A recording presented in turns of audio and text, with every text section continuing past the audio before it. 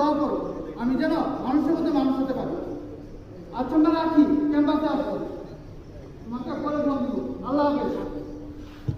এই রঞ্জু, হলো তো কি এত মেয়ে মানুষের মতো কথা বলো? এত কথা বলা লাগে? আমি তো সপ্তাহে দু একবার মা বাবার খোঁজ খবর নেই। বারবারও এটাকে আরেকটু বাড়ানো। এই রঞ্জু, হলো তোর কি এত মেয়ে মানুষের মতো কথা বলো? এত কথা বলা লাগে? আমি তো সপ্তাহে দু একবার মা বাবার খোঁজ খবর নেই। জয়, তোর কথা ভিন্ন। আমি একদিন বাড়িতে ফোন না দিলে মা আয়ু কাজ করে, কান্নাকাটি করে, খাওয়া দাওয়া বন্ধ করে দেয়। আমি একদিন মারে কইলাম, মা তুমি এমন করো কেন? মায় আমারে কইলো, তুই যেদিন সন্তানে বাপ হইবি সেই দিন বুঝবি। জয় জানো, বাবা মা বেশি দিন বাঁচে না। আমাদের প্রত্যেকের উচিত দিনে অন্তত একবার তাদের খোঁজ খবর নেওয়া, তাদের প্রতি যত্নশীল হওয়া। আরে আমার সাহিত্যিক বন্ধুরে, এই তোকে কথা দিলাম, এখন থেকে আমি আমার মা বাবার খোঁজ খবর নেব। ভাই ভাই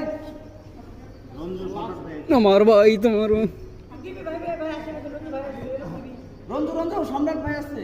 আসসালামু আলাইকুম ভাই, কি অবস্থা ভাই, কেমন আছেন ভাই? ভালো আছি। তোর খবর কি? কাজ কাম দিলে তো কিছু করো না, এমনি করলে ফল করবি কেমনে? কি কোন ভাই, আপনি যা কোন তাই তো শুনি, যেভাবে বলেন সেভাবেই করি। দুনিয়ার কারো হুকুম না মানলে আপনার হুকুম ঠিকই মানি ভাই। প্রায়োরিটি লিস্টে আপনারে প্রথমে রাখি। টাকা টুকা করো না কেন? হ্যাঁ, তোরে না বলছি কোরআনের পোলাপান দিয়ে টাকা তুলবি?